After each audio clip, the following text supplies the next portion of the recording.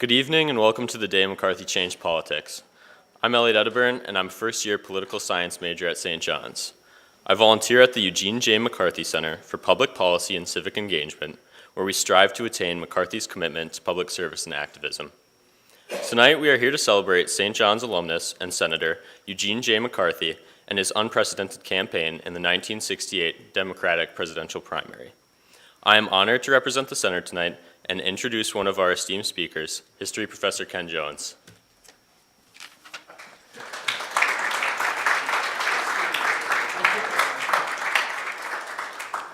That was great until you got to the word esteemed in there. That just makes it really nerve-wracking. As I look out here, I see a few people who really don't need me to say anything tonight because they can probably remember most everything I'm going to say. But there are a lot of other faces in the audience who I imagine are sitting there saying, what is this about? So I'm going to follow the principal rule of public speaking, which is to tell your audience your most important point before they go to sleep. And here it is. 50 years ago today, a quixotic, apparently hopeless challenge to a sitting president in the New Hampshire primary almost won, and in so doing had a profound effect on the 1968 election, among other things. And that's the teaser. You got to wait for later for the details that make it more fun.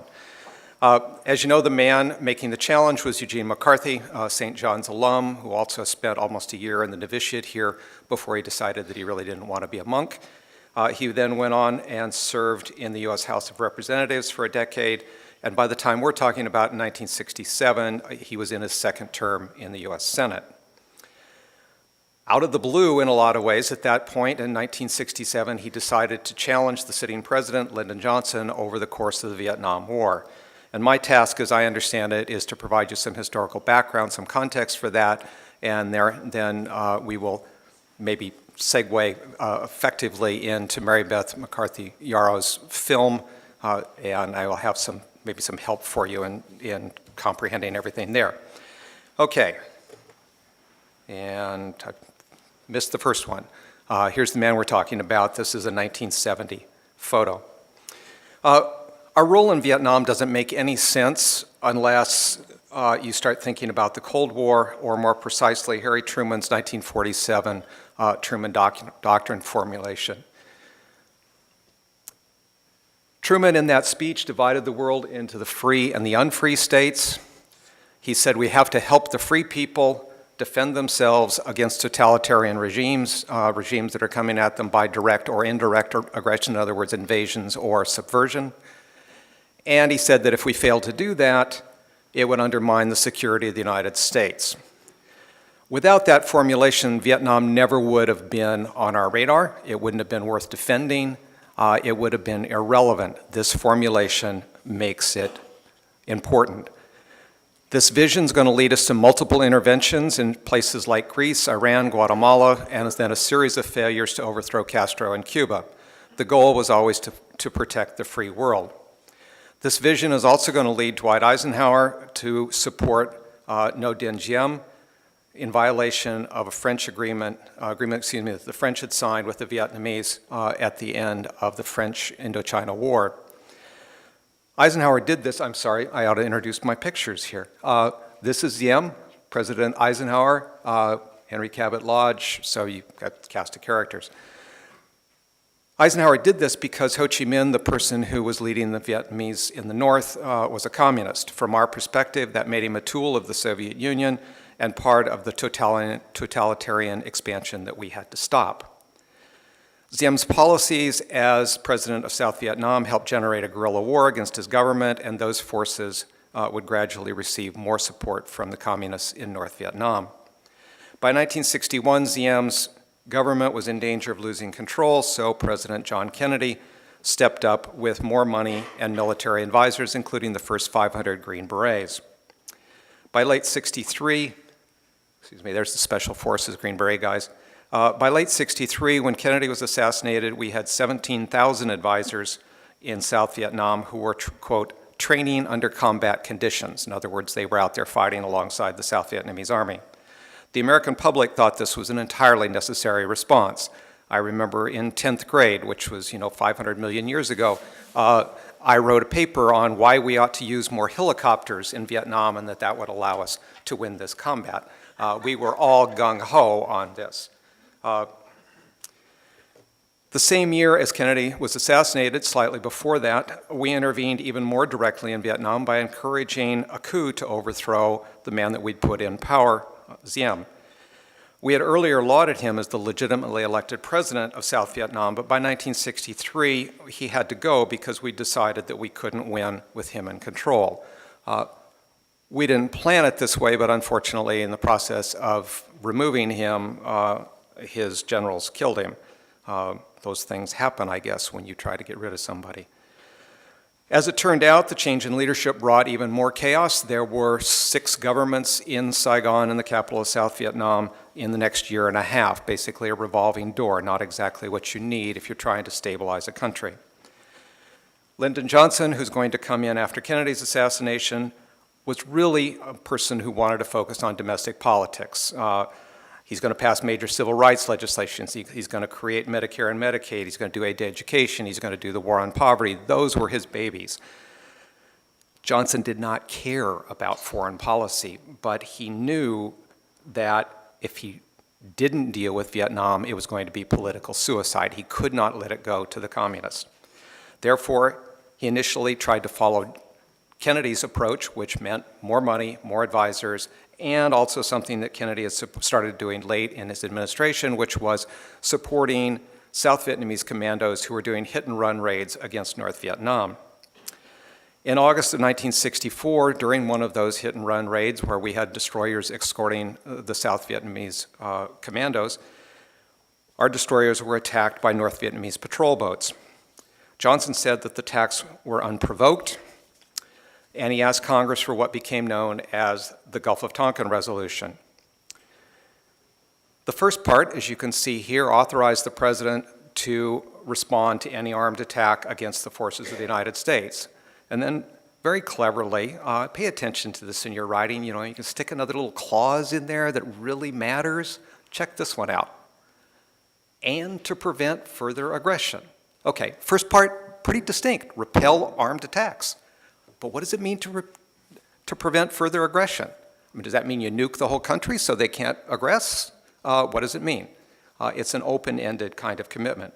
This resolution is going to sail through Congress with only 2 dissenting votes in the Senate. Not Gene McCarthy, I'll get to that. This would be the closest that we ever came to a declaration of war. And as we found out a little bit later, the second attack on the American ships that Johnson cited as the key factor necessitating a response didn't occur. Soon after Johnson won the 1964 election, his advisors warned him that the Saigon government was in danger of collapse and that we needed to take strong measures immediately. Johnson's first step came in February, which was to begin bombing North Vietnam. This is going to continue with a few pauses for the next 7 years through the Nixon administration. Between them, Johnson and Nixon are going to drop more bombs on North and South Vietnam combined than we dropped on Germany, Italy, and Japan altogether during World War II. So we did a lot of bombing. In April, we took the next step. Johnson began to send, oops, sorry, that's the effects of the bombing. Here we go. In April, we're going to take the next step. We're going to send in regular U.S. Army ground combat troops, so we're going to shift from advisors. We had about 22,000 advisors at that point in the country. By the end of 1965, we'll be up to 184,000 regular troops, so a fairly rapid buildup. This is what it looks like. As you can see, it's going to continue. By late 67, we're up to 485,000, and then the next year we'll go over 500,000. And as you do that, naturally, combat deaths go up with it. These are the yearly totals for combat deaths during this period after we sent in the regular ground troops. Very roughly speaking, we were fighting 2 groups of people in Vietnam. The first was the National Liberation Front, commonly referred to as the Viet Cong, which was composed largely of locals. And you can see here they are dressed in a variety of uniforms with a variety of weapons, no helmets, no nothing like that. As the war went on, however, Ho Chi Minh's government in North Vietnam is going to take on a larger and larger role. They sent in more aid and more, quote, volunteers to assist these people, and eventually full units of the North Vietnamese army. So you can sort of look at that versus look at this, and these guys have heavy weapons as well. In other words, the North is going to match our escalation. Our escalation will allow us to keep the Saigon government in place, but even with 500,000 men in the country, we could only win a stalemate. Now, let's shift to how we're thinking about this at home. The war, as it developed, as you see these kinds of numbers coming through, is going to begin to have an impact on our consciousness here. The response is going to come at first from those most directly affected, the nation's young people who were looking at the draft. Yes, we had a draft. We didn't have a volunteer army at that point. The structure of the draft gave people time to study the conflict, which often led them to conclude that unlike World War II, their parents' war, this wasn't a necessary war or a good war. The war also generated dissent within the Catholic Church. Conrad Francis Spellman, the Archbishop of New York, had long been an ardent supporter of all things military against communism, and particularly against communists in Vietnam. That position was challenged in September of 1966 when Pope Paul VI called for negotiations to end the war. Spellman said, he's a pope, he doesn't know anything. 3 months later, Commonweal, a leading Catholic journal, liberal Catholic journal, published an editorial denouncing the Vietnam War as, quote, unjust and, quote, immoral. That's in December of 1966. More broadly, as casualties rose and more and more Americans had doubts, Gallup Poll was marvelously consistent for a historian's perspective in that they asked the same question throughout the war, which pollsters typically don't care about what historians want, so they changed the question. This one stayed consistent. So the question was, do you think the United States made a mistake in sending troops in to fight in Vietnam? In August of 65, remember this, we went in first with troops in April, so this is pretty close after that. You can see that we're pretty strongly in favor of this. Only 24% are worried about it. But watch the change. A year later, more or less, 31% saying yes now. July of 67, another year more or less, up to 41%. And you can see on the right-hand side, the no opinion is coming down. People are beginning to make up their minds about this. They're not sort of hiding in that no opinion. And by December of 1967, which is sort of the key moment for what I want to do tonight, look where we are. We're almost evenly split. Americans are having significant doubts. And those doubts are going to lead to relatively large protests. This is about 100,000 people marching in San Francisco in April of 1967. This one is in New York City, at the same time, another roughly 100,000. And you can see in this one that it's not all young people or not all students. This is from the Painters Local Union 4. You've got parents with their kids. It's a much more mixed group. There'll be another one in October, mostly centered on the Pentagon. This is sort of an iconic photo. How many of you in here have seen this photo before? Okay, it does still move out there somewhere in the zeitgeist, okay. This guy's putting daisies in the barrels of guns of the soldiers who were guarding the Pentagon because all these people swarmed around the Pentagon, and the Pentagon was freaked out that they would cause harm. Now, while these marches are largely peaceful, in the Cold War context, any protest against the government felt somewhat unpatriotic. Let me go back to this one. My roommate and I went to that. I was going to school an hour and a half south of this.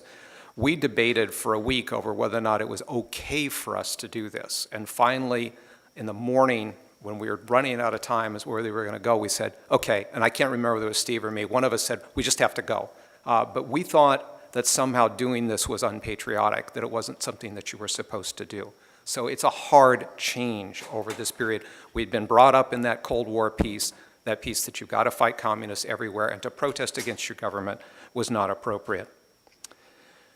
Going further than marches was certainly out of the pale for most Americans. These people are sitting down in front of buses that are trying to take soldiers that have just come out of an induction center and take them off to a base. They're blocking the traffic, as you can see. Other people in this photograph you can see are burning draft cards. It was illegal to burn a draft card. You had to have your draft card on you, or it was a 5-year and up to $5,000 fine, 5 years in jail and $5,000 fine for not having it. So this is a statement of opposition. These kinds of things are going to be really not only problematic in a larger sense, but counterproductive. One of the best historians of the whole Vietnam piece, George Herring, wrote a book when he first wrote it. He called it America's Longest War, no longer than Longest War. But he wrote in there that the protests have strengthened support for a war that was not in itself popular. In other words, the protests are generating support for the war because people don't want to be associated with this kind of thing. The public, however, obviously, if you look at those polls, is shifting. Congress, however, is slow. Oops, sorry about that. Congress is slow to catch up. One of McCarthy's biographers, Dominic Sandbrook, suggests that in 1966 there were 15 senators and 3 representatives in Congress who'd spoken out against the war in ways that would earn them the label Dove, which means opposed to the war. Their numbers would grow very slowly, but they continued to be vastly outnumbered by the Hawks, meaning the people who strongly supported the war. Eugene McCarthy gradually moved into a Dove position. His first bold step was to suggest to the administration that they extend a temporary bombing halt during the Tet holiday in early 1966 in the hope of encouraging negotiations. A year later, McCarthy went quite a bit further. In February, he demonstrated his Benedictine education by employing the church's just war doctrine to analyze the Vietnam War. He said that there were 3 questions that needed to be answered in order to decide whether or not this was a just war, and you have them, you can all read. I'm not going to read them to you. McCarthy's answer to these 3 was no. None of them have been met. This is not a just war, and as you can see, seems to me the critical line is down here. We must be prepared to pass harsh and severe judgment on our position in this war. To me, those are fairly strong words, harsh and severe judgment. But despite the strong words, McCarthy wasn't quite ready to act. He didn't go beyond the we must be prepared, and he also didn't join in the efforts of the other doves in Congress that year, which didn't earn him that many friends. McCarthy and other critics of the administration's policies in Vietnam were constrained by several factors in 66-67. First of all, you got to challenge that Truman Doctrine thing, as I just explained. Secondly, they're in a distinct minority in Congress, growing but distinctly small. Third, while the polls indicated growing public unrest, that didn't ensure support for any one perspective. You couldn't say, hey, that poll's coming up against the war, that means people want to withdraw. Some of those people wanted to bomb the living daylights out of them. And they said, we shouldn't have sent troops in because we should have been using nuclear weapons on them. Fourth, they were facing a sitting president whom everyone expected would run for and probably win another term in office. In that era, you simply didn't challenge that kind of established leadership. Fifth, President Johnson had not only won a landslide in 1964, but he was a masterful politician who knew how to use the levers of power to reward and to punish fellow politicians. Challenging him would be very perilous. Not quite as bad as going against the NRA, but, close, okay? More subtle. In this atmosphere of growing public dissatisfaction, but little action from elected leadership, some Democratic activists began to search for somebody who was willing to challenge Johnson for the party's nomination in 1968. They went to a number of people. They went to Frank Church, senator from Idaho, who was a prominent liberal. They went to George McGovern, who would later run for the presidency in 68 and then 72. They went to Robert Kennedy. They asked each of them, would you challenge the president for the nomination? And each one said no. No one was willing to do it. They went to several more. No one was willing to do it until Gene McCarthy agreed to do it. Here's McCarthy making his announcement, his formal announcement that he's going to challenge, he's going to run in the primaries in November 30th, 1967. Actually, McCarthy didn't say he was seeking the presidency very clearly at that point, and he denied that he was part of those who were calling on the party to, quote, dump Johnson. Instead, he said he was entering a few primaries, 4 at the beginning, in order to, quote, take the case on Vietnam to the American people. What he seemed to hope for was not necessarily a removal of the president, but rather that the administration would change policy. What McCarthy wanted in November, December, January of 1967-68 was a bombing halt and what he called realistic negotiations with the enemy that included the possibility of a government in Saigon that was a coalition between pro-Western forces and the communists. That was something that was absolutely unacceptable to the Johnson administration and to most Americans.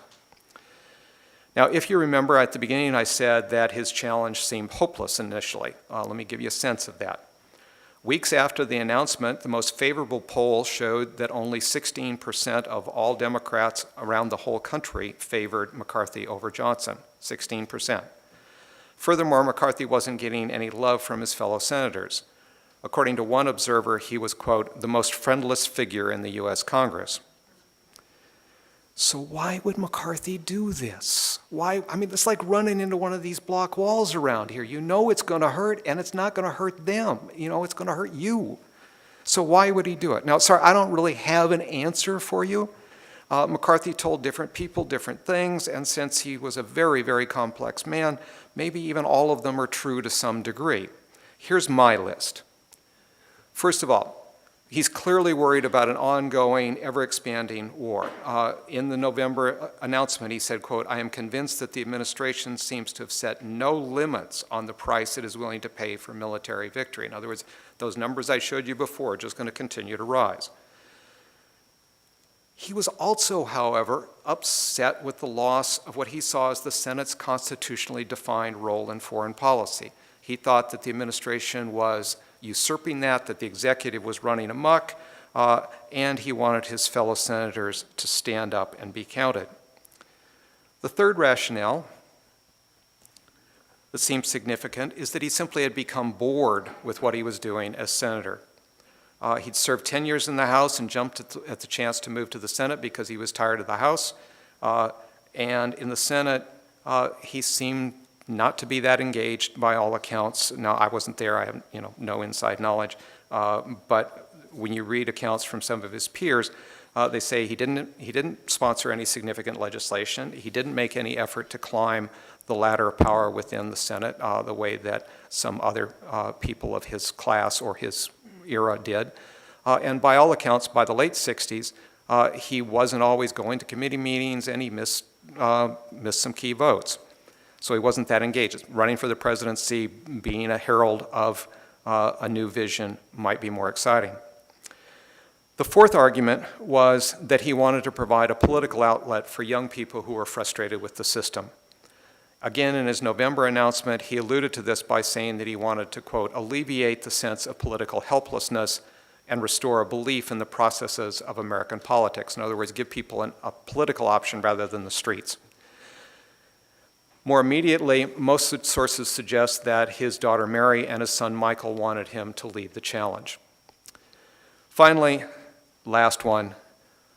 In 1968, McCarthy told an activist that he had decided to run because he wanted revenge for Johnson's dangling of the vice presidential nomination in front of him in 1964 and then suddenly picking his fellow Minnesota Senator Hubert Humphrey.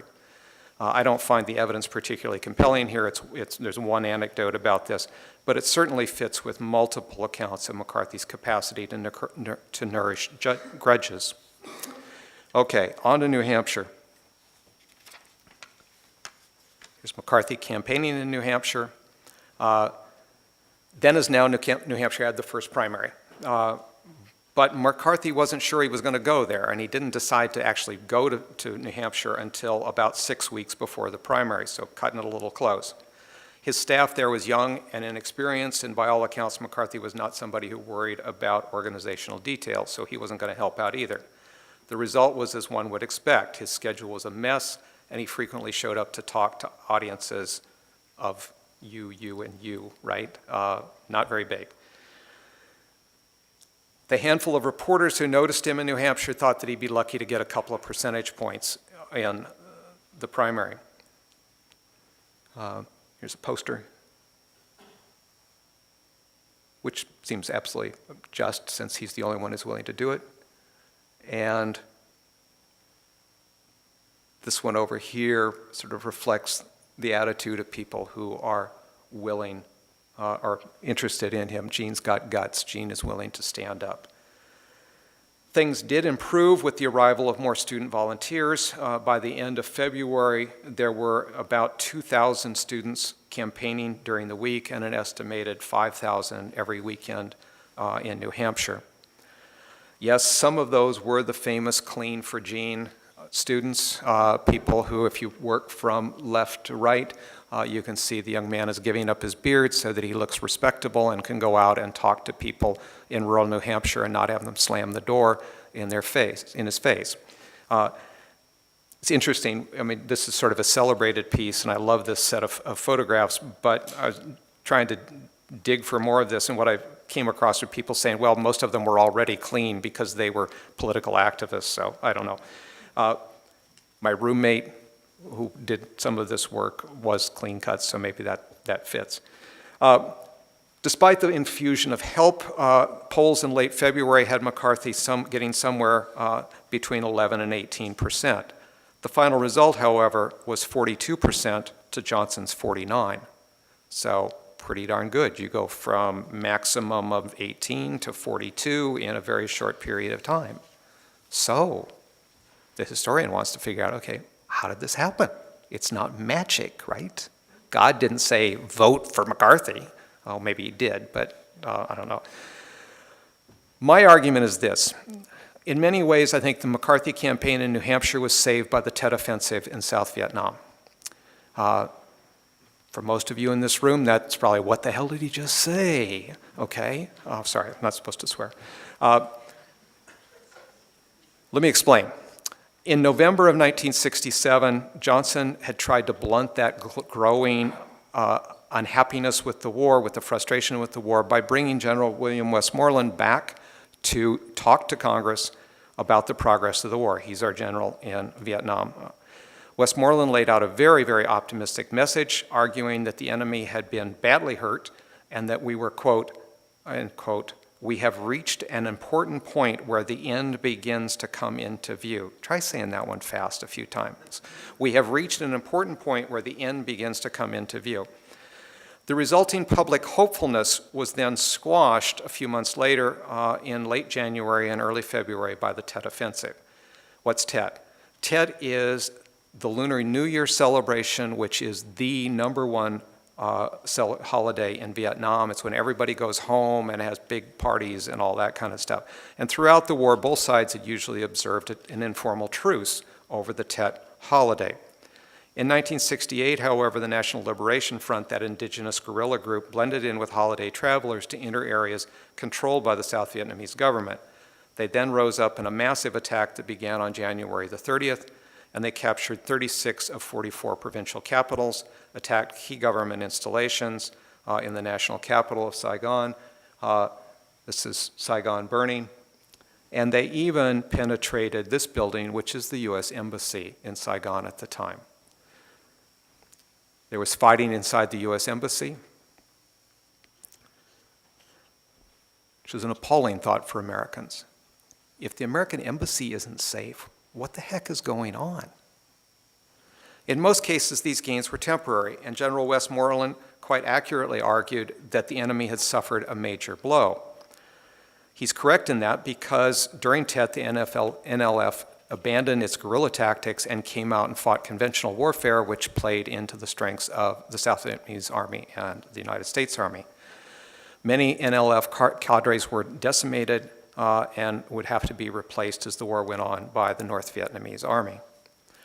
For many Americans, Westmoreland's claim of a military victory was not reassuring. We didn't believe him. McCarthys' response was typical. He said, "Only a few months ago, we were told 65% of the population was secure.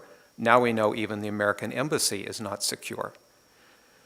Americans were shocked and shaken by the Tet attacks, and then on March the 10th, just 2 days before the New Hampshire primary, the New York Times broke, those journalists, the New York Times broke the last bombshell of Tet news.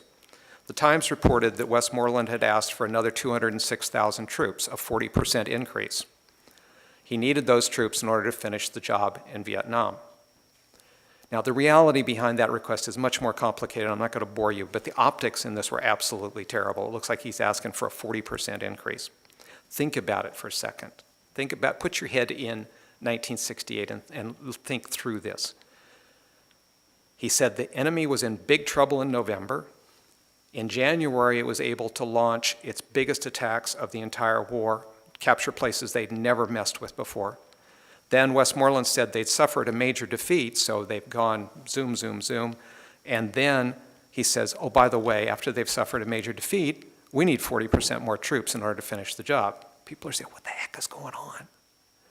At that point, lots of Americans were not only angry but frustrated and fearful. They began to have real doubts about our ability to win in South Vietnam or to win at an acceptable cost. Approval of Johnson's conduct of the war fell from 40% approval in November and to 28% in March. And my other slide goes this way. This is where I left it. December of '67, basically dead even. Now watch this. We go finally for a plurality opposed to the war. And then by October of '68, we'll have a very substantial majority who think that our decision to send troops was a mistake. If you can move this back, and if I can take out that last one for a second, and you're a New Hampshire voter in March of 1968, the most obvious way to express your reaction to all of this is to vote for the man who's challenging the president on the war. This did not necessarily mean that they agreed with McCarthy's desire for negotiations and a coalition government. Indeed, Al Isley noted in his pioneering and still excellent book on Humphrey and McCarthy called Almost to the Presidency, there was an NBC poll taken just after the primary that showed that more than half of the Democrats who were questioning the poll did not even know where McCarthy stood on the war. A later scholarly in-depth analysis found that 60% of the McCarthy voters in New Hampshire voted for the challenger because they thought Johnson's policies were not aggressive enough. So this is a vote of anger over the Tet experience, not necessarily a vote for one direction or another.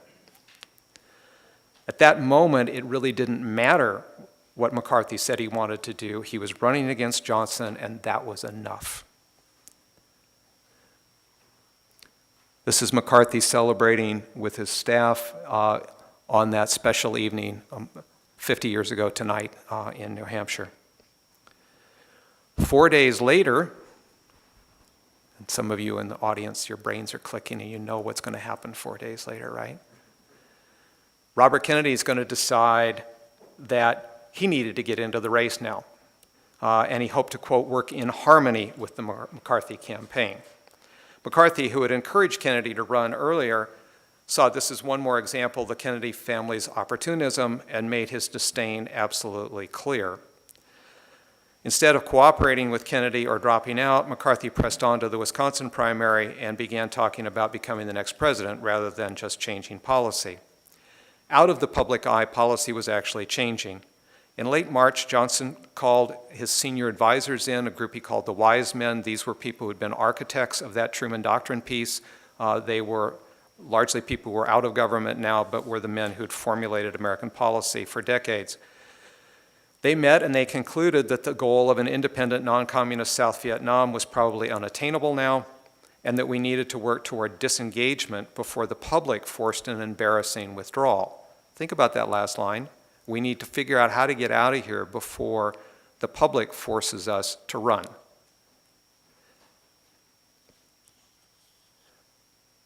The impact of the wise men's advice became public on March the 31st, when Johnson, in a dramatic national address, announced a sharp decrease in the level of U.S. bombing in North Vietnam and opened the door for negotiations with the North Vietnamese.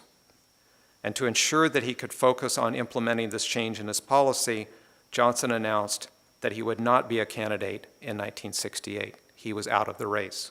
This is Johnson practicing his speech, and he practiced this over and over and over again, but he never went to the last couple of seconds of it where he said, "I'm not running."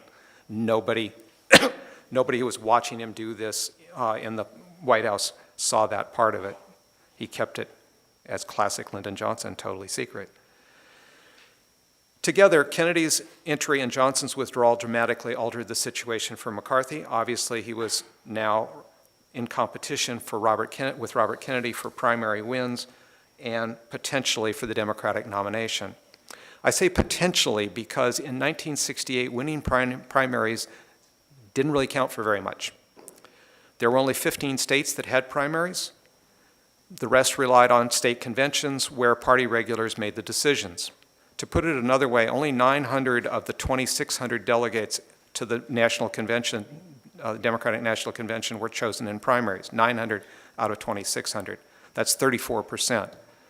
With Johnson out, it was assumed that many of those party regular delegates would support Vice President Humphrey. The only hope for Kennedy or McCarthy was to win so convincingly in the remaining primaries that some of those non-primary state delegates would abandon Humphrey and switch to somebody who obviously had national support. That didn't happen. Kennedy ran effectively in Indiana. I love this shot of Kennedy being mobbed with all those arms reaching out to him, sort of a rock star image.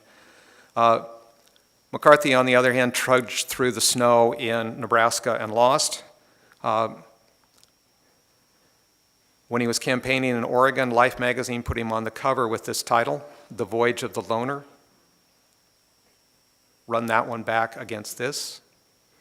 It's not fair, it's not accurate, but it's an interesting juxtaposition that they decided to do. Now, it wasn't that he didn't have friends. This is actually 10 years later, but for Mary Beth, I had to put this one in. This is McCarthy and these three folk singers over on the other side. If you don't know them, it's Peter, Paul, and Mary. Young people, maybe your grandparents know their records. Okay. And these are California supporters, as you can tell by sort of the rock poster. In the critical California primary, Kennedy won, but narrowly. Now let me step away from the campaigns for a second here and just to give you a sense of what's going on in this whole terrible year. You run through this if you can read it. We got the Tet Offensive, McCarthy. Hair was impossible for a lot of people because it had nudity in it. King is then assassinated in April. Students are occupying buildings at Columbia University over the war in May. Catonsville 9, another good group of Catholics, destroyed draft cards. Robert Kennedy's assassinated in June. We got riots in the Democratic National Convention, which I'll get to, and the first real visible part of the feminist movement comes during the Miss America pageant in Atlantic City. After Robert Kennedy's assassination, which occurred right after the vote was announced in California, after that assassination, McCarthy basically gave up on the presidential race from everything that I can see. When a staffer wanted to talk about next steps when they were flying back to Washington, D.C., McCarthy cut him off saying, "It's not going to make any difference, it's all over." McCarthy didn't officially resume his campaign until a week after Kennedy's death. Did officially resume, but he was just going through the motions. And let me, I guess I'll do it in order. Sorry, I was going to jump ahead. He refused to campaign initially. He came back to St. John's for a 3-day retreat, not which I think, most campaign managers probably wouldn't let you do that today. He's sitting here with, this is Abbot Baldwin Dworshak. They're eating in the monastic refectory. He sat down with another fairly famous St. John's person, although the room is again getting too young. This is John Gallardi reading the newspaper with with McCarthy. McCarthy was a jock. He was a hockey player primarily, well, a hockey player and a baseball player here. More concretely than coming back to St. John's, here's my list. He refused to campaign in the New York primary. He refused to ask key governors who were sympathetic for their support. He canceled appointments with Richard Daley, the very powerful mayor of Chicago. He failed to return calls from Walter Reuther, the head of the United Auto Workers. When George McGovern passed word that he would support McCarthy if he was asked, McCarthy didn't respond. McGovern then entered the race and became a leader of part of the Kennedy camp. And finally, in August, McCarthy was invited to talk to the California delegation at the convention in Chicago. Let me identify people here. This is George McGovern up here talking to the audience. This is Hubert Humphrey looking attentive. And here's Gene McCarthy. I mean, what does it tell you? Can you imagine being on the dais like that and say, no, I don't care. He refused to say the nice things that he needed to the Kennedy supporters and woo them, and so he didn't get those delegates either. While McCarthy had given up on seeking the nomination, he still, bless him, wanted to influence the nation's policy on Vietnam. He met with Humphrey in June, apparently offering to drop out if Humphrey would change our policy. Humphrey wanted Johnson's support, needed it more than he needed McCarthy, so he wasn't willing to act at that point. The two men met again just before the Democratic National Convention in August. Humphrey said he was open to a peace plank if McCarthy could get that through the convention. Ultimately, the various peace groups got together and hammered out a Vietnam plank that included an unconditional end to bombing, negotiation of a phased withdrawal, and negotiations between the Saigon government and the National Liberation Front to form a coalition government. Humphrey accepted that, and he even managed to get it past some of Johnson's really hardline advisors. When it went to Johnson, however, Johnson said, no way, I'm not doing that because that is a repudiation of what I have done, and therefore no convention that I controlled, even though I'm on my way out, is going to pass that. The subsequent fight over the Vietnam plank, particularly on the floor of the convention, destroyed whatever party unity was left. From the perspective of Johnson's challengers, they had gone to the people and gotten the people's support for this new policy, and here it was, the president once more imposing his will against the people. Outside the convention hall, protesters, some of who had given up on the political process, clashed with the police. The police responded with such force, as you can see here, this guy is swinging his club here, this guy's chasing with the club here, and you got a couple little kids right here running away. The police responded with such force that the subsequent government study termed what happened a police riot. Camera crews and reporters covering the scene were often the target of police attacks as well. This is an AP photographer being beaten by a Chicago policeman. Since much of this played out on national TV, the whole country watched in horror as we attacked each other. The chaos inside the convention and the violence outside convinced many Americans of two things. First, Vietnam was tearing the country apart, and we needed to get out now, any exit as quickly as possible. Second, many were also convinced that the Democrats were so divided and disorganized that they weren't the party to lead them to that end. Hubert Humphrey got the nomination. Here he is blowing a kiss to his wife Muriel as he gets ready to speak. It's a charming gesture. He got the nomination, but when the general election campaign, he was at least 15 points behind Richard Nixon, the Republican nominee. Finally, late in September, Humphrey made a speech that went beyond Johnson's positions on Vietnam in a couple of areas. He was very cautious in the way he framed it, but it was not enough to keep Johnson happy. Johnson was furious. It did win, however, some of the McCarthy and Kennedy people over. By mid-October, a couple of weeks later, Nixon's lead was down to single digits, from 15 at least down to single digits. McCarthy, however, waited on the sidelines. He waited until October the 29th to endorse Humphrey, and even when he did it, it was grudging. He said that Humphrey's position on major issues, quote, falls far short of what I think it should be. Johnson finally got over his anger 2 days later, and in contrast to McCarthy's tepid endorsement, Johnson, in his classic Texas style, went over the top supportive for Humphrey. Humphrey continued to surge, with polls showing him within 1 point of Nixon just before the election. But it was too little, too late. Nixon won handily in the Electoral College, but a lot of those were tight outcomes in key states that easily could have gone the other way. That was reflected in the popular vote. As you can see, the distance between the top two in this is extraordinarily narrow. So what can I say in summary? Al Isley concludes that McCarthy showed that it's possible for one man to make a difference in a democratic society, and, quote, his stand against the Vietnam War in 1968 was a singular act of courage that grows larger in retrospect and guarantees him a secure place in the history of his country. I would argue that the passage of time diminishes anyone's secure place in the history of his country because we forget. But I agree with Al's two main points. Challenging Johnson in 1968 did display personal courage. There seemed to be little chance of success. Public mockery and private ostracism seemed much more likely. And as Al suggests, McCarthy did make a difference, and I'd like to point to 4 ways here.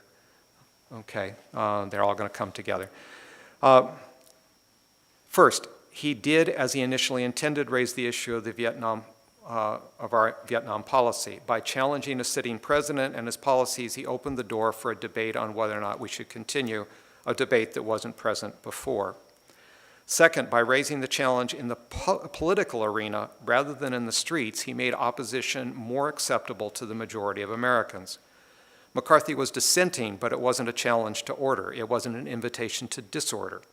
Furthermore, as many people have noted, McCarthy's subdued approach, his gravitas, convinced people that you could oppose the war without being a crazy.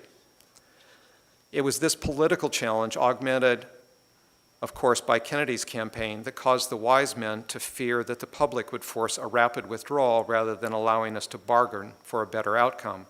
From my perspective, that is an enormous contribution. Third point, by making our Vietnam policy part of the political discourse, he gave thousands of young people a way to channel their passion within the political process. In doing so, he became a hero to many. A December 1968 poll placed him 10th in the most admired Americans nationwide. For a man who was virtually unknown a year earlier, he was 10th. And a parallel survey of Americans under the age of 24, he was the most admired American in December of 1968, the most admired for the under 24s. I'd also argue that if it wasn't for, last point up here, I'd argue that it wasn't for McCarthy's challenge and the resulting furor, the Democrats in 1968 would not have created the McGovern-Fraser Commission that transformed the rules for selecting delegates in the future. Primaries and open caucuses became the norm. Party bosses lost control over the delegates at national conventions. In that sense, McCarthy contributed to the democratization of our politics, even if the result has not been what was envisioned. Finally, let me raise some obvious questions here. What if McCarthy had worked hard to gain the delegates after California in the New York primary, appealing to those pledged to Kennedy, the powerful governors, that sort of thing? What might have happened if he'd wooed those people with all of his charm, all of his force of words? The structure essentially guaranteed Humphrey would get the nomination, but what if McCarthy had enough support to defeat Johnson's plank on Vietnam? Could that have held the party together at the convention? Or what if he had used that additional strength to encourage Humphrey to break with Johnson's policies earlier? Would Humphrey have been able to close that gap as he was doing at the end? Or what if he had brought himself to support Humphrey immediately after the convention and campaigned for them? They were friends. They had been friends. They were both from Minnesota. I flipped through a slide that showed them laughing, and you don't see McCarthy with another politician laughing that often, at least in the pictures that I see. They were friends, but he couldn't bring himself to do this. What if he had supported him strongly rather than waiting until October the 29th and then offering lukewarm support?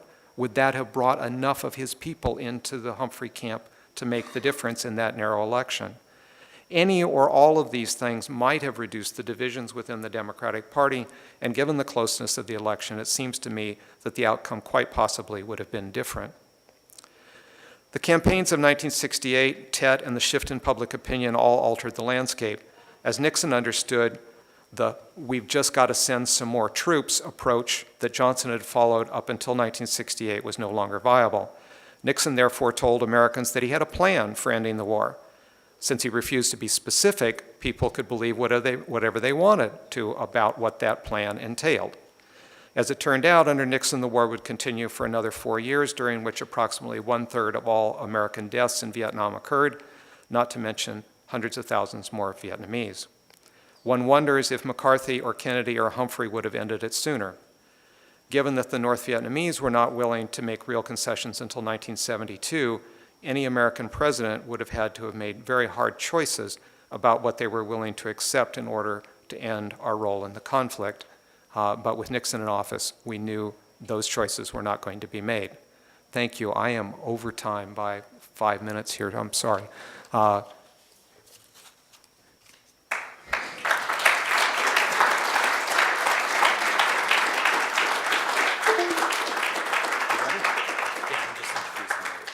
get out of the way. Thank you, Professor. I am Nick Swanson, and I am a sophomore political science major here. And my involvement with the whole Senator McCarthy and the McCarthys Center is through Mary Beth McCarthy Yarrow and Matt Lidstrom, who introduced me to Mary Beth McCarthy Yarrow and her documentary that she's making about Senator Eugene McCarthy. And I had the privilege this summer to go through a different aspect of his life that many of us haven't seen. I went through all of his speeches and the news coverage that he had and his writings, and through that I saw a different side of McCarthy that I think a lot of us seen. I saw more depth into this man that we talk about all the time. And he truly was one of the people who started a lot of the things that are going on today. It was kind of like a silent movement that is carried throughout today that opened the doors for us to have these conversations and the really revolutions that we're having today. And it was a humbling experience to see what one man can do and what people, when they come together, can do. And I was happy that I was a part of it. And I thank Matt and Professor Lindstrom and Mary Beth for that opportunity to contribute in the smallest way to that production. So without further ado, Mary Beth McCarthy Yarrow.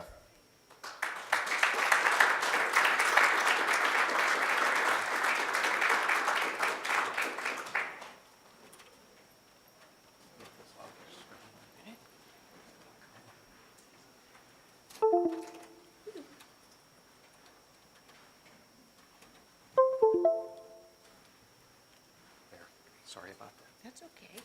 Are we plugged in? Good evening, everybody. As Nick said, I am Mary Beth McCarthy Yarrow, and I come here to St. John's as both the niece of Gene McCarthy, but also the daughter of Dr. Austin McCarthy, who is Gene's younger brother by 3 years, and another stellar St. John's alum. I want to thank Ken for his presentation, and at some point, Ken, we may need to go on the road with this show. I want to thank Matt Lindstrom at the McCarthy Center, Sabrina Gilchrist, and Bob Bell, who's going to be the interim director of the McCarthy Center while Matt takes a long and well-deserved sabbatical. And as well, I'd like to introduce Bill Kersey, who is here with me tonight, and Bill is the director and the editor of Gene McCarthy in the Land of the Aardvarks. I'm going to divide my section into two.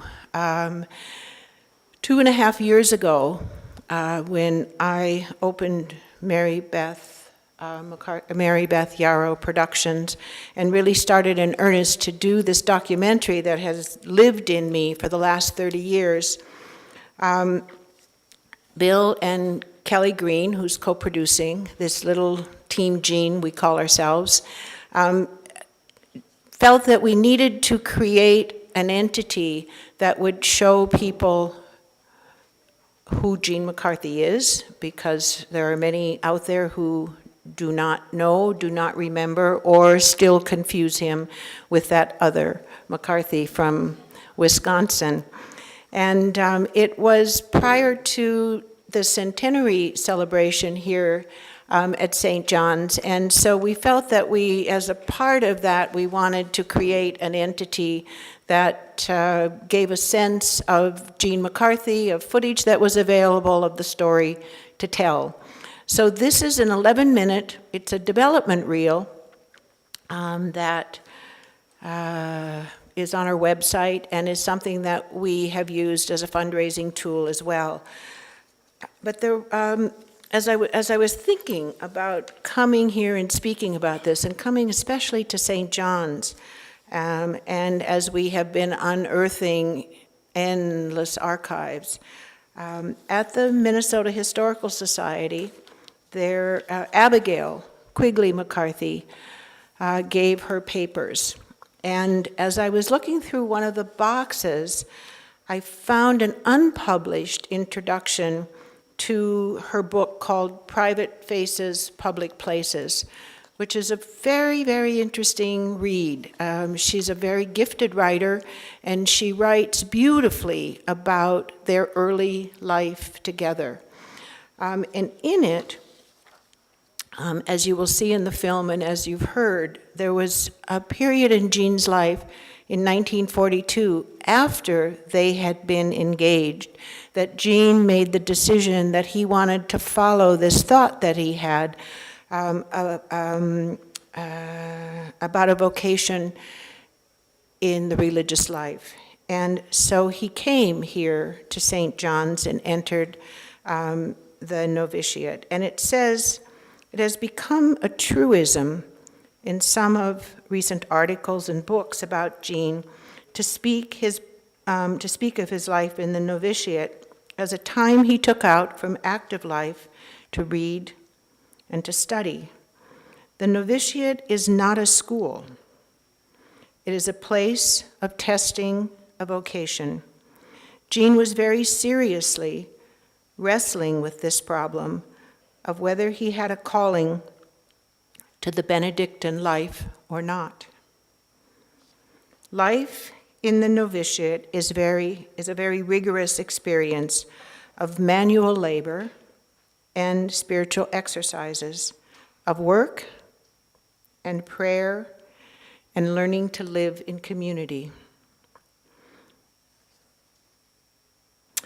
Each religious order has a particular way, a spirit of its own. As late as 1968, Gene wrote in an introduction to a book by Abbot Boltwood, is that correct? Abbot Boltwood, this description of the Benedictine way. The Benedictine way, writes Gene, has never been the way of a sudden conversion. Not the way of a sudden conversion, but of continuing effort in combining work and prayer without sharp distinction between the secular and the spiritual. She further writes, the novices entered the monastery. As the novices entered the monastery, they were given a habit to wear and a new name to signify their entrance into a new family. A friend of theirs sent me a snapshot taken of him on the day of his entrance. On the back is written simply, Frater Conan, O.S.B. Gene looked thin and serious, but happy, dressed in his new habit. And so just with that, I'd like to sort of launch into this 11-minute development reel. So many of the things that Ken, set up for us will make a different kind of sense. We do not ID people give a subtitle, a subtext. So some of the people who are talking, you will not know, but in a longer version of the film they will be, but for the purposes of efficiency and time, this is a pastiche of different elements that we will draw upon that gives a sense of Gene McCarthy in the land of the Aardvarks.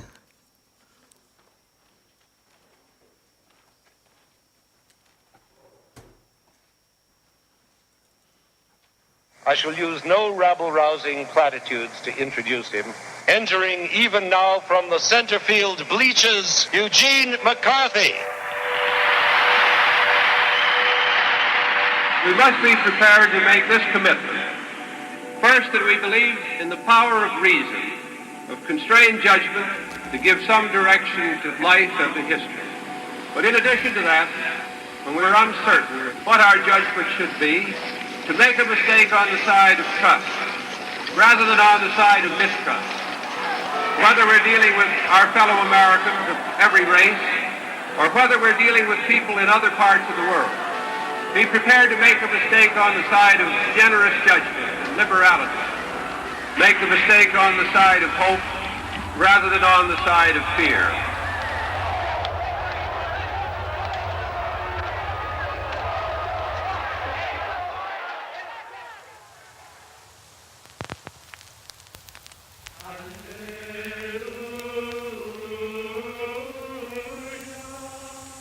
This is no country for the young.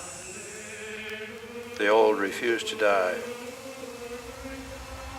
Shadows dare to stand against a sun, veiled by the ash of Hiroshima. Time is tired of you and me. It now runs out like dust from the broken hourglass.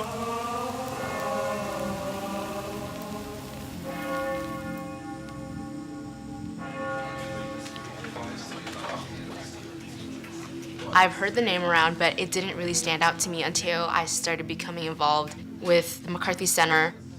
He was all over this campus as a student, and he also came back frequently as a United States Senator.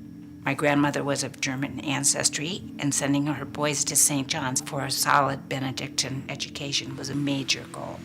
And so German Benedictine traditions became a very important part of my dad's life. Gene was studying for the priesthood. At that time, there was still a strong emphasis on leaving the world when you enter the monastery. And in the end, he decided that this just wasn't a good fit for him. Ladies and gentlemen, please join me in welcoming the 9th Annual Eugene J. McCarthy Lecture, Senator Chris Dodd. My father served in both the House and the Senate with Gene McCarthy, and they shared a lot in common, saw themselves as a different generation of Irish-American politicians. My father wasn't a poet like Gene was. I'd love to tell you this was my idea, but it's from Dr. Martin Luther King. He once said, "Are you a thermometer or are you a thermostat?" And Gene McCarthy had a bit of both. But it's when he decided to become that thermostat, to turn up the heat, that he had such a tremendous influence. I'm concerned that the administration seems to have set no limit to the price which it's willing to pay for a military victory. At each stage of Vietnam, our involvement became deeper and deeper, and the general evidence that the people running the war didn't know what they were doing. Someone had to challenge the Johnson interpretation of the role of the presidency in the field of foreign policy. Bobby Kennedy was the most likely candidate. He said he wouldn't run, and he said it publicly. He said he had to think of his future. The evident intention to escalate and to intensify the war. We were looking for someone who would run in the ballot box on that issue. Gene came in because nobody else would do it. I intend to enter the Democratic primaries. Senator McCarthy said, "Dave, I'd like to come into the New Hampshire primary." And I said, this man will do very well in New Hampshire because his style is appropriate to New Hampshire. The movements that had always been in the grassroots rallied behind him. People began coming in, graduate students and others who just said, "Here I am." There was really no other choice. I really felt I had to come. I'm here principally because I want to end the war in Vietnam. I came in here working for a cause, and I'm finding I'm ending up working for a man. I found that the students were genuinely concerned. I sensed that most of them really wanted to do something more or less within the system if they were given a chance. Dad was very unknown in that state. The first aim of the campaigning was just to give him some identification and recognition. Some of the people might feel a little bit offended that their town is being invaded by college students, but we can turn it right around. We've come all the way out here because we believe so strongly in Senator McCarthy. This guy started with nothing except the people. They now know that they can make their presence felt. We had no headquarters. We had $500 in the checking account, and we knew that the burden of the peace movement was on our backs. They said we were amateurs, but on the ward level, I don't think New Hampshire had ever seen anything that organized. I'm feeling somewhat better. It suddenly occurred to me that something is really happening in America, and that Lyndon Johnson is not going to be renominated for president. We are going to defeat an incumbent president of the United States. I think it's regaining something that we've lost in American politics. New Hampshire, for 50 years and more, it has seen politicians come here for the primaries. Now they're here again. Senator McCarthy, yes. I worked for your campaign back in '68. Are you going to run? We need you. You're a good positive figure in the middle of all this. So the New Hampshire primary right here in 1968 when he ran for president, Eugene McCarthy. They're interested in seeing a nominee who can beat Bill Clinton. But there's a second thing we don't have this year. I flew up here on the same airplane with Gene McCarthy. He needs to be here from 1968. There was an issue that year. 1968, if you recall, was a very tragic year for this country, but that year began with a lot of hope. And a lot of that hope began with the candidacy of an anti-war senator from the state of Minnesota by the name of Eugene McCarthy. It was said that this was rather a desperate venture on my part. The first response was to say that this was disloyal to the party. I mean, that's the nature of leadership, isn't it? To know and to get in there early.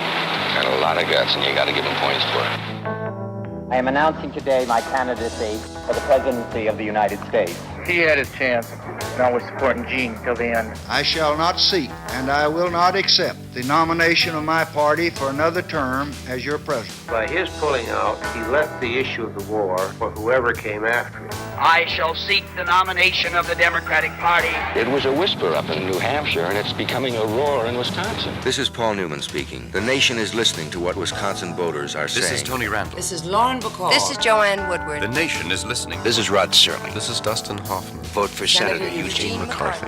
Glad McCarthy's running, but now with Kennedy butting in, that's going to be bad. I don't know what effect he's going to have on the overall movement. I hope he won't divide it and destroy it. Lower class workers did not respond as well to McCarthy's more intellectual approach to politics as they did to Kennedy's more emotional and visceral approach. I know of nobody who is more thoughtful than Gene. The press loved Bobby. You were not sufficiently angry in the debate. One of the things we ought to talk about is the process by which decisions were made. Philosophers are not great debaters. He wanted to downplay the personal aspect of himself. My thanks to all of you, and now it's on to Chicago, and let's win there.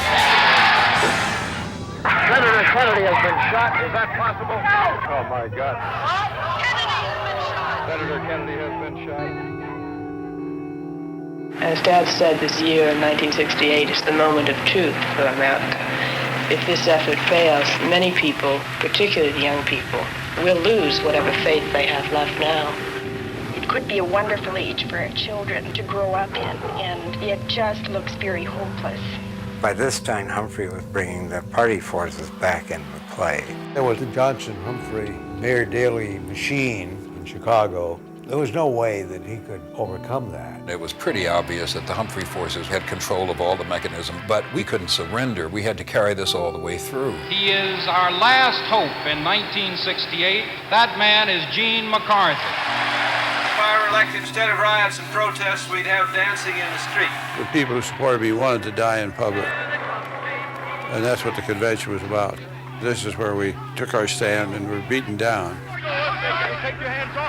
You know, you're in this atmosphere of impending violence.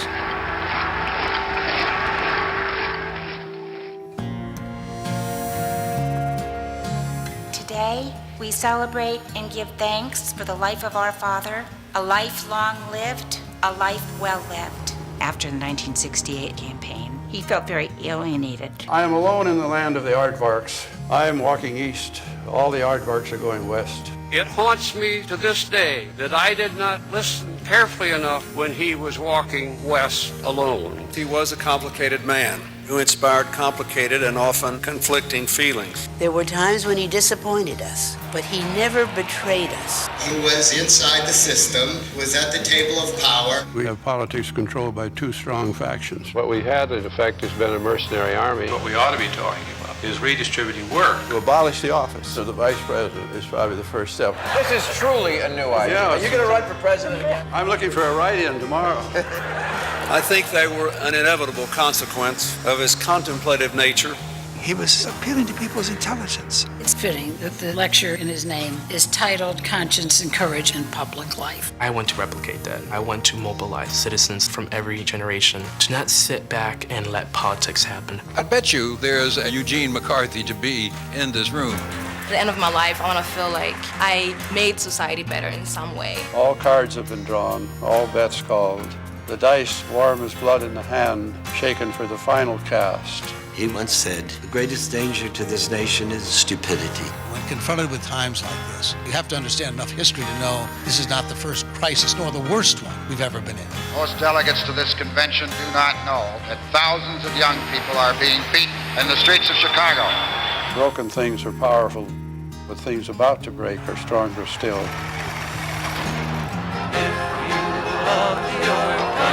This is a new kind of politics.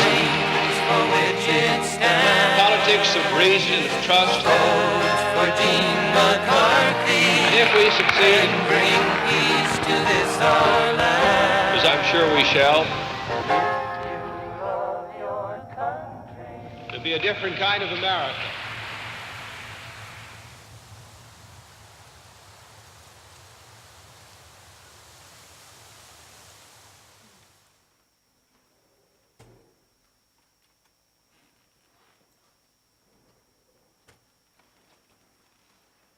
So in these last 2.5 years,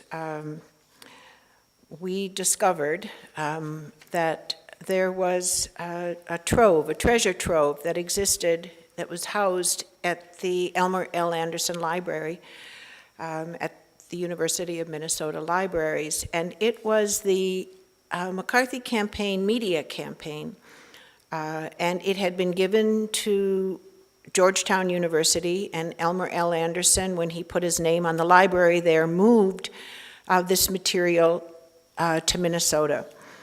In it are shelves of 2-inch broadcast video, which was the way in which television information was broadcast in 1968, and shelves of interviews that were done by a documentary filmmaker by the name of Emile D'Antonio for a film he made called America is Hard to See, which can be seen on YouTube now.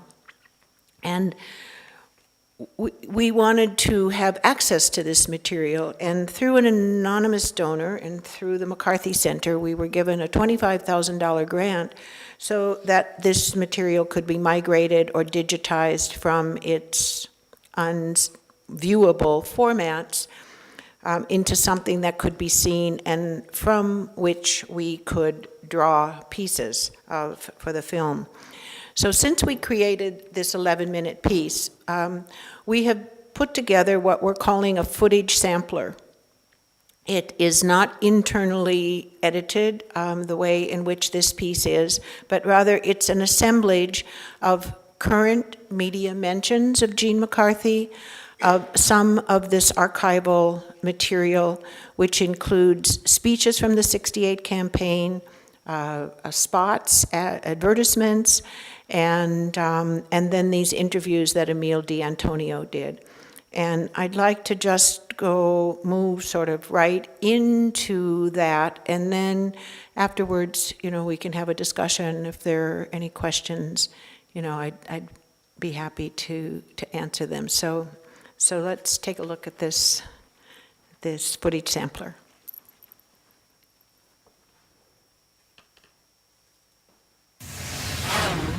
This is the worst correction ever. This is the worst correction. This is the worst correction ever. This is worse than me saying that the Pacific Ocean was the Indian Ocean. Oh no, I mean the Atlantic. No, this is, I'm going to say a million Hail Marys. I will tithe to the people of Minnesota. Earlier in the show, I was talking about the legendary witch-hunting, closeted homophobe lawyer, Roy Cohn, who I should have said worked for Senator Joe McCarthy of Wisconsin, but my mistake, I said he worked for Eugene McCarthy, the senator from Minnesota, who was a very different guy. Ran for president in 1968 as an opponent of the Vietnam War. Part of the reason my mom became a United States citizen was to vote for Gene McCarthy. Eugene McCarthy of Minnesota very much opposed the witch hunting carried out by Joe McCarthy of Wisconsin. I am a freaking idiot. We'll be right back. This week, the American Forum of the Year presents McCarthy versus McCarthy. Senator Joseph McCarthy, Republican of Wisconsin, and Congressman Eugene McCarthy, Democrat of Minnesota, in a discussion of the question, what is at stake in the battle for the ballots? This is a pattern if we use that technique. Now, how do you explain it? Well, Gene, just a quick moment, Joe, because we have to take questions from the audience. I explained it, Gene, by pointing out that you're mistaken. You've gotten that from papers, and you're entitled to...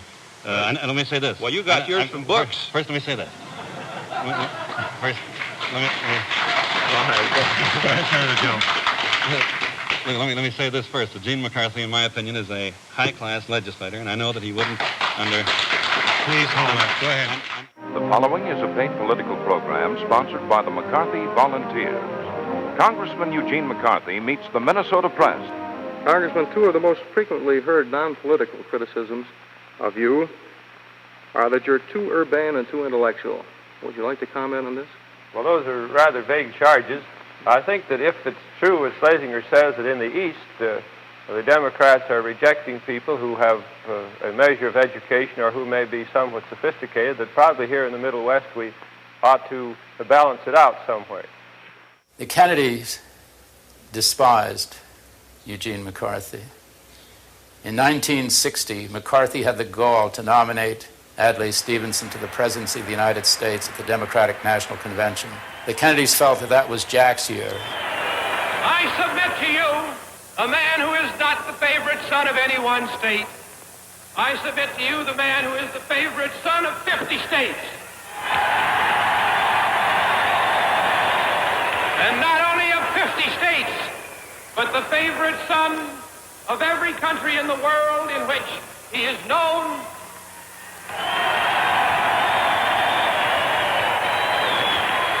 Of the favorite son in every country in which he is unknown, but in which some spark, even though unexpressed, by way of desire for liberty and freedom, still lives. This favorite son, I submit to you, Adlai Stevenson of Illinois. I sat on the steps of the Lincoln Memorial in 1963 when the first great March on Washington occurred. Martin Luther King was one of the speakers that day, and at that time, the object of the march was to move the Congress of the United States to move on what we have considered to be basic or traditional civil rights. And this, in his mind, led to the development of a new set of civil rights, including the right to a decent job, becoming the dignity of a man, a job which returned him an income with which he could support his family with decency and with dignity. And this, in the conception of Martin Luther King, was a citizen's right and a civil right. As I see it, the great priority is for this country is to do something about the problems of the cities, the problems of poverty, the problems of inadequate job opportunity and underemployment and underpayment. And basic to this is, I think, a housing program which would build something like 1 million more houses a year than we're now building, and those houses principally for those in the low-income brackets. And of course, they must not be built in ghettos, but rather they must be built in neighborhoods and in communities so that you really break up the ghetto physically and also psychologically. These are basic rights which now belong to every American citizen because he is an American citizen and because our society has the potential really to supply these. We do not have the old excuses of not being able to produce enough, of not being able to supply these needs, excuses which I suppose still held at the end of World War II, but which do not hold in the year 1968. Gene, there is in this country a great concern over the rising crime rate, riots in the streets, student disorders. One of the answers is, of course, just more police, stricter enforcement of laws. Now, is that the whole answer? I don't think it's even the beginning of the answer. Of course, when a crisis arises, you respond in an effort to try to bring it under some control. But the real problem, I think, is the one you can deal with politically is to try to eliminate the conditions that really put pressure upon people to act against society. I don't think we should be altogether surprised at some of the protests that we have in this country. You can deplore them and wish that they didn't happen and try to limit them, but here's a country in which for 200 years we've been talking about equal rights. And to discover, you know, in 1968 that people are beginning to take it seriously shouldn't come altogether as a shock to us. The Vietnam Veterans Against the War were camping on the mall near the Capitol. It was suggested to him that he show up, for a photo op. His approach was, I'm just going to go talk to these guys. I don't want press. I don't want photos. I don't want people with me. I'm just going to see them. Again, that kind of a very personal concept of politics, just sort of hanging out by the fire and drinking beer with these guys. Nobody knew he did that stuff, and he didn't want people to know it. Live from Madison Square Garden's M-Day rally in New York, your host for the evening, Mr. Carl Ryan. Joining now with 22 cities all over the country, over 130,000 people at rallies just like this. Where have all the flowers gone? Long time passing. Where have all the flowers gone? And this is our goal in these next 2.5 weeks, to see to it that all of these things that run as strong currents in this country, that all of these things on which the people of the country have manifest their judgment, that these be translated into action by the Democratic Party in Chicago.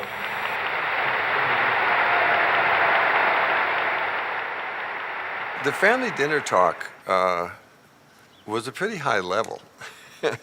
I mean, my mother and he, and if there was a guest, they would talk issues and literature, and I learned a lot just by listening. He was very hands-off. I would call back from college and say, well, I don't know if I'm going to have very good grades. And he'll say, oh, they'll be fine. and he didn't put great pressure on. He led by example. I mean, he didn't have to tell us what to do. This is Paul Newman speaking. The nation is listening to what Wisconsin voters are saying about Eugene McCarthy. Wisconsin can help bring America back to its senses. You can register an effective protest against the war in Vietnam by voting for Eugene McCarthy. If you think the war is being conducted with skill and wisdom, then there's no need for change. If you agree that we can do better, then vote for Senator Eugene McCarthy. Citizens for McCarthy with Paul Newman. Take one. Hello, this is Paul Newman speaking. It's almost half a year since I first went to New Hampshire to work for Senator Eugene McCarthy. I did not go because I thought he would win, but like many others, I felt strongly about the war, and I was deeply worried about America, about its leadership, and about what was happening to our society. I felt I should be willing to help a political leader, however hopeless his cause seemed, who was courageous enough to stand for what he believed against the leaders of his own party. Jeff Flake, the senator from Arizona, really broke with the president. It was almost a call to conscience for Republicans. And I think that I compare this almost to Gene McCarthy in 1967, standing up to the Democrats, Lyndon Johnson in the Vietnam War. And one man did make a difference then. Well, the campaign failed in the sense that he didn't get elected, but if he had been elected, the campaign would have failed anyway, because decisions over the general framework of foreign policy, and in fact most issues of public policy, are not subject to public control. They are determined by the centers of private power, and I see no indication from anything McCarthy said that he had any intention or certainly no ability of changing this. I may not have been able to do much about the power that resides in the large corporations, but I think what he said seems to imply that I wasn't even aware of it or didn't think of it as a political problem. I recall in 1960 campaign when I was campaigning for Senator Kennedy, and the question at that time, people were more concerned about relationships with the Vatican. I said, well, I could think of about 10 places in which it was more important for us to have diplomatic representation before we even thought about the Vatican. And I said, I thought the first place I'd like an ambassador would be at the Pentagon. This was 1960, and I said, then I think I'd try to get one at General Motors and DuPont, and I listed 8 or 10 of the major corporations, so that I was not unaware of the fact that these are tremendous forces and in a sense are outside of any kind of particular legal control. Why, in fact, in the last resort, did you really decide not to run for re-election? Well, I really decided it and said I wasn't going to run for the Senate in 1968. I said it in Grant Park in Chicago. And there were 2 reasons. It was a little bit, the reason was an honest one, but it also appeared to be self-serving because I thought I'd have difficulty getting reelected anyway. But I also thought that in view of what I wanted to do in politics, that I would probably be better able to do it outside of the Senate. It does set certain limitations on you. I don't mean to say it's a bad place to be. And the other consideration was that I wanted to make it quite clear, especially to the young people who were there, that I wasn't going to, kind of take the last lifeboat and say, all right, fellows, I just want to get back and be a good Democrat. But rather to make it clear to them that I was willing to cast my lot with them. I think I was hurt by all of this too. I was young. This was my party. This was Humphrey and McCarthy that I wanted to see lead us. They broke apart. Kind of broke something in me too for a while. I had a lot of friends in the Senate who were close to McCarthy and would tell me that they were perplexed by what McCarthy was doing in his later years. He kind of disappeared as a person in our party, but his place in history should be remembered. During the height of Dr. King's career and struggle and forces of resentment, there stood alongside him one Gene McCarthy. During the struggle to regain the soul of our country, there stood one Gene McCarthy. We've been living in an unreal world for 2 decades of false ideas about the economy and how to proceed, and we've allowed greed and waste to take over the culture of this country until we're now the most overfed people. Those that are eating are overfed. We're the most over-transported and over-fueled people, over-advertised, over-defensed, as we said, over-credited, you name it, and I guess over-incorporated and over-drugged in almost everything you talk about. And we don't really approach anything excepting the symptoms. I've suggested that we redistribute work in this country, because most people are overworked, and those that don't have work don't work at all. And we should be moving on the $4 trillion debt by way of laying a capital levy on the 10% of the American people who now control 70% of the wealth. We ought to impose about a 25% force out on accumulated capital and take about $4 trillion away from the people who control 12 trillion and say, look, you should have been paying taxes. You got advantages you shouldn't have had, and the country has to force down the debt. I'm asked to compare regularly 1968 with 1992, and I unfortunately find more people who would like to talk about 1968 than about 1992. I can get more people to come to an anniversary celebration of some kind from me than to a rally. And I'm sure if I died, they'd turn out in even greater numbers. This is sort of what we live for now, is to frustrate those who would like to see me gone. In the summer of 1970, I was in Washington. I was living then with Dick and Helen Dudman, not far from here. And they got me an invitation to one of these endless Washington black tie dinners. Heck, I was from Arkansas. I thought it was a big deal. I knew I could rent a tux. The problem was I had no black shoes, and I have very big feet. So Dick said he had a friend whose feet were as big as mine who might loan me a pair.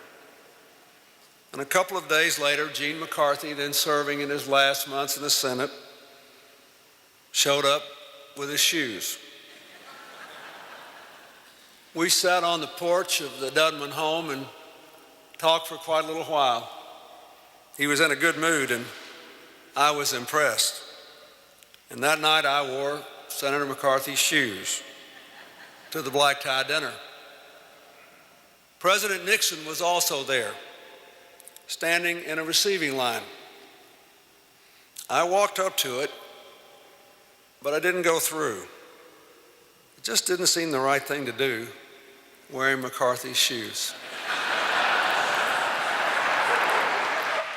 This is an incredibly big question, this one, but what would you say that people are on Earth for? Well, I could give you the formula, but or I could say Desjardins has got a conception that probably comes as close to, in terms of what man is here for, where he's going. I don't know if we're quite sure about why.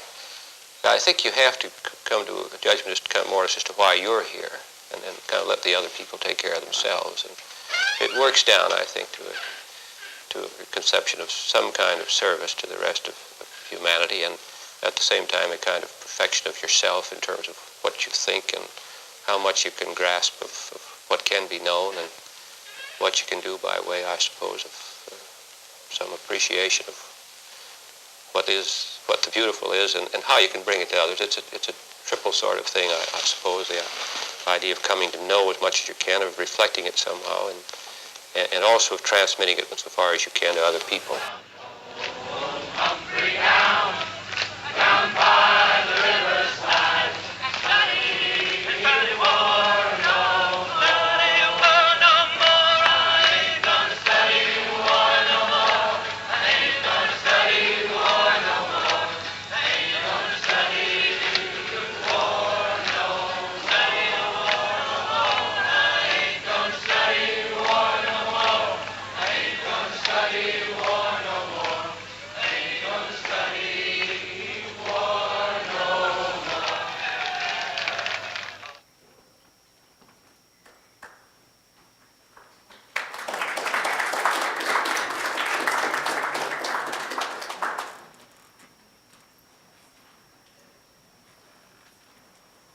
So I'd like to just thank all of you for coming here tonight to share in this evening. And it, I think, does give a sense of why March 12th, 1968 bears an importance. And Paul Newman said, in one of the campaigns, he said, "I think that the Gene McCarthy campaign is a quiet revolution in democracy." And it is sort of with that in mind that we are trying to tell this story, a story that talks about a man, talks about a period and a time, but as Bill so eloquently always says, that it will, we hope, be a way not just of looking back, but in terms of some of the issues that he raises, the relevance to today, the absence today of so much of this thinking, that there is a feeling really of reaching forward. I mean, you see, as he talks about the issues in 1968 of Martin Luther King, and the second part of what it was that he felt reaches right into Black Lives Matter, because so much of it is the unrest is still there, issues that have not been addressed and taken care of. So I again want to say thank you, and if anybody has questions or comments for me or for Ken, to come up here, or for Bill, who's our director, we'd love to close the evening with comments or thoughts. Yes. I'm one of those people who's lived in Iowa. I have memories of the time. Hold up. Wait, we need a microphone so that they can hear the question. Bill, come up, and Ken, why don't you come too? Just.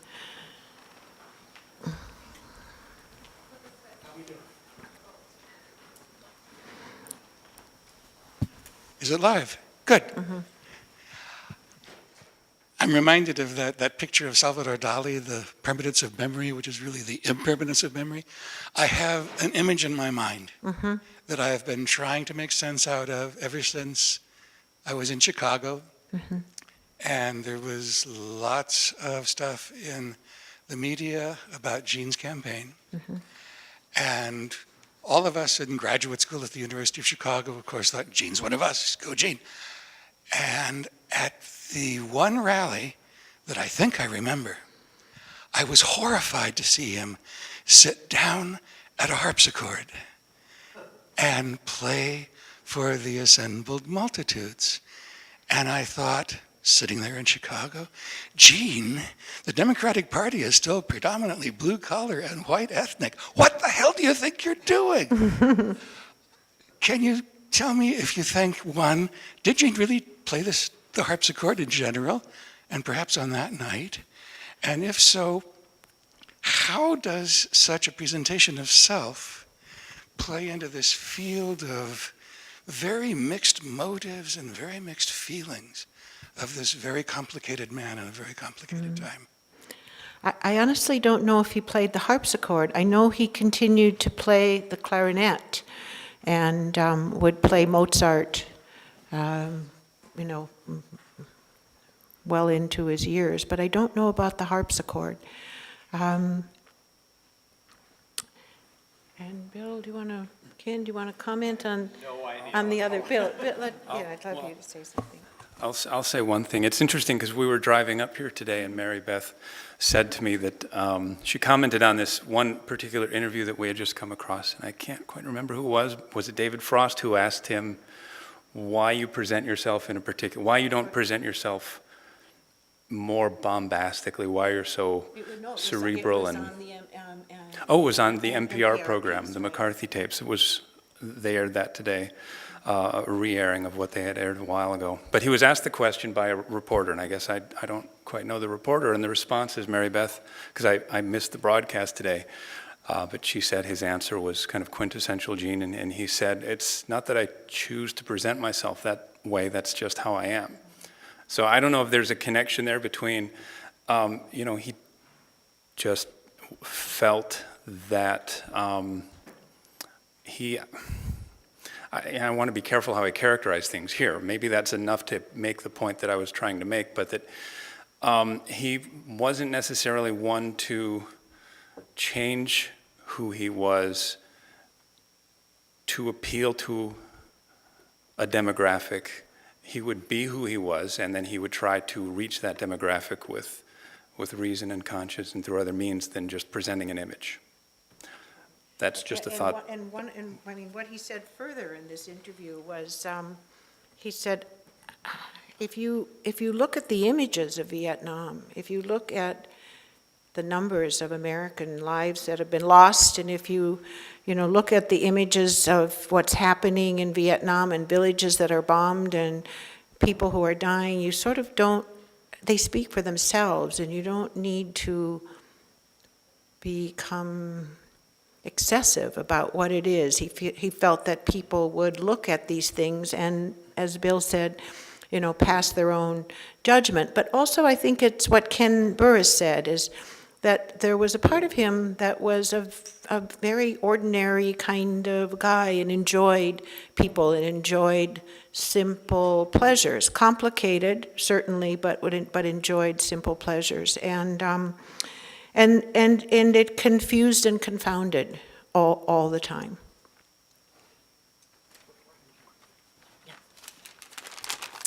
Folks will still be around if anybody has any further questions. We're just going to wrap up because I know we've gone over time by quite a bit. My name is Quinlan Marshall. I'm a student coordinator here in the McCarthy Center, and I'll keep things short. I would first like to thank our guests, Mary Beth Yarrow, Bill Kersey, and Dr. Ken Jones for their work and their phenomenal insights on the life of Eugene J. McCarthy.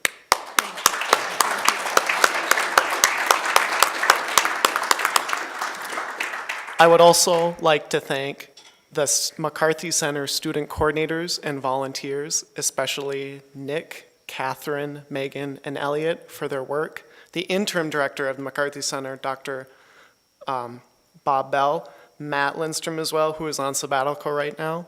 They all helped make this event possible, and I'd also like to thank you all.